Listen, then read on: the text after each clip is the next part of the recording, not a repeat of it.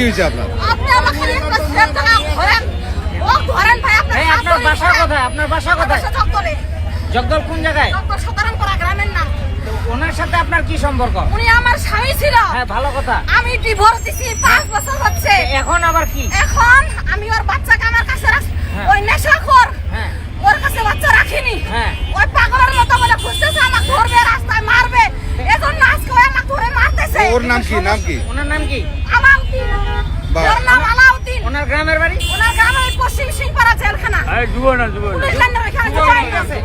এখন ঘটনা হচ্ছে আপনারা এই যে রাস্তায় এইসব গেঞ্জাম কেন ওর করতেছেন? আমাকে ধরছে আমি জানি না ওইখানে আছে। আমি চাকরি করতেছি প্রাইভেট হাসপাতালে। ও, আমি তা রাতের সাথে এই যাচ্ছি প্রেমে- রুগী আনতে। আচ্ছা ঠিক আছে, আপনি আপনার কাজে যান। তবে না, না, ওই বিশেষ আমার- করে ও এটা কি ধরেন। আমি বলি, ও ঘরে আপনারা ওই নেশা খাচ্ছে, নেশা খায় আমার উপর টর্চার করছে। কোথায় আপনাকে কি রাস্তায়- কারণে ধরলো আজকে? আমার ধরলো হচ্ছে হ্যাঁ, ওইটাই কারণটা বলেন। আমার একটু পানি খাওয়া না তো বন্ধ হয়ে যাচ্ছে। একটু পানি দেন তো, পানি দেন।